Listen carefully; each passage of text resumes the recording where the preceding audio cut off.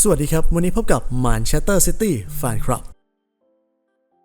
ประเด็นพูดคุยที่น่าสนใจหลังเกมพรีเมียร์ลีกคู่ระหว่าง Manchester City พบฟูลแลมที่สนาม Etihad Stadium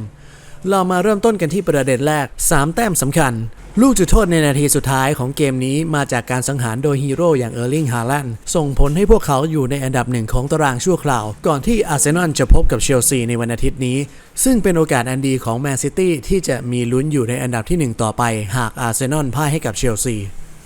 ประเด็นต่อมาสถานะที่พัฒนาขึ้นของอาเก้การแข่งขันในสัปดาห์นี้การปะทะกันในพรีเมียร์ลีกเกมที่พบกับฟูลแลมมีความสำคัญมากกว่าการปะทะกับเซบีญ่ากัวดิโอล่าทำการเปลี่ยนแปลงทีมในช่วงกลางสัปดาห์เพื่อพักตัวผู้เล่นอาเก้ได้รับเลือกให้เป็นผู้เล่นตัวจริงยืนคู่กับมานูเอล อาคันจีในเกมที่พบกับฟูลแลมโดยมีคานเซโลและจอห์นสโตนยืนในตำแหน่งฟูลแบ็กส่วนลูเบน ดิอาสและเอเมริก ลาป็อกที่เคยเป็นคู่เซนเตอร์ในเกมสำคัญต้องนั่งอยู่ที่ม้านั่งสำรองรู้สึกเหมือนอาเก้ได้รับความเชื่อมั่นมากกว่าเซนเตอร์อย่าง ดิอาส ลาป็อกและสโตนซึ่งปกติแล้วพวกเขาเป็นเซนเตอร์คู่กลางในเกมที่สำคัญที่สุดของสัปดาห์อาเก้อาจได้รับการพัฒนาในเรื่องของความไว้วางใจไปอีกขั้นหลังจากที่อาเก้เป็นผู้เล่นทางเลือกเป็นเวลานานประเด็นต่อมาสถานะของเซอร์จิโก โกเมสโดยปกติเมื่อแบ็กซ้ายโดนไล่ออกผู้จัดการทีมจะต้องเรียกตัวแบ็กซ้ายบนม้านั่งสำรองลงมาใช้งานแทนอย่างไรก็ตามเซอร์จิโก โกเมสยังคงอยู่บนม้านั่งสำรองเมื่อชิวอัล คันเซโลโดนใบแดง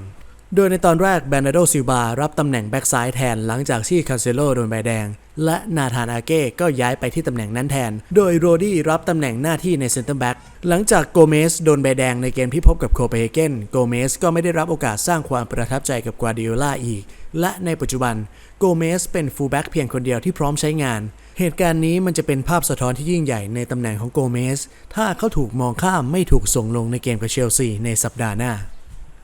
ประเด็นต่อมาแจ็ค กิลลิชหมดโอกาส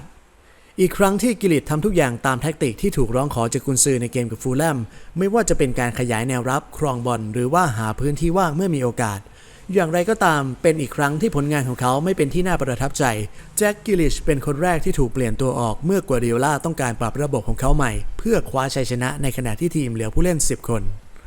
ประเด็นสุดท้ายทุกสายตาจับจ้องไปที่สแตมฟอร์ด บริดจ์ในวันอาทิตย์นี้กัวดิโอล่าระบุว่าเกมที่อาร์เซนอลจะบุกไปถิ่นของเชลซีในวันอาทิตย์เป็นโอกาสที่เป็นไปได้สำหรับซิตี้ที่จะมีโอกาสขึ้นแซงทีมเดอะกันเนอร์ชัยชนะของแมนซิตี้ที่มีเหนือฟูลแลมช่วยให้แมนซิตี้ขึ้นนำเป็นจ่าฝูงชั่วคราวดังนั้นทุกสายตาจึงจับจ้องไปที่กรุงลอนดอนในวันอาทิตย์นี้หากว่าเชลซีสามารถคว้าชัยชนะเหนืออาร์เซนอลได้สำเร็จจะทำให้อาร์เซนอลเป็นที่2ทันทีและแมนซิตี้จะขึ้นเป็นจ่าฝูงแทนแบบเต็มตัวแม้ว่าชัยชนะของเชลซีจะส่งผลให้พวกเขามีความมั่นใจมากขึ้นก่อนที่พวกเขาจะมาเยือนถิ่นเอติฮัดสเตเดียมในวันที่10 พฤศจิกายนในศึกคาราบาวครับ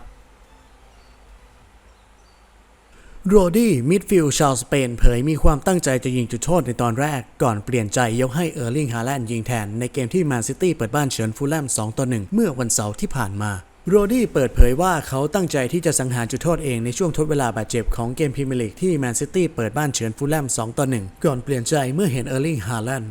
มิดฟิลด์ชาวสเปนบอกว่าเขาไว้ใจฮาแลนด์ให้ทำหน้าที่ดังกล่าวและอยากเพิ่มความมั่นใจให้กับดาวยิงชาวนอร์เวย์เช่นกันหลังเพิ่งจากหายอาการบาดเจ็บหลังจบเกมโรดี้บอกกับทอล์กสปอร์ตว่าตอนแรกผมตั้งใจยิงจุดโทษเองนะแต่ผมเห็นเขาและคิดว่าคนแบบนี้พร้อมสำหรับสถานการณ์อะไรเช่นนี้อยู่แล้วเพราะงั้นผมจึงส่งลูกบอลให้กับเขา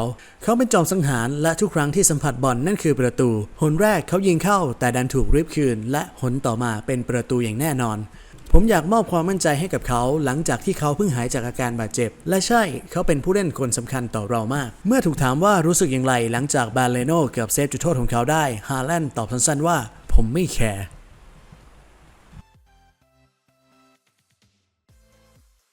ผู้ชมผู้ฟังทุกท่านคิดเห็นอย่างไรกับประเด็นข่าวนี้สามารถคอมเมนต์และพูดคุยกันที่ช่องคอมเมนต์เพื่อแลกเปลี่ยนความคิดเห็นกันได้เลยนะครับ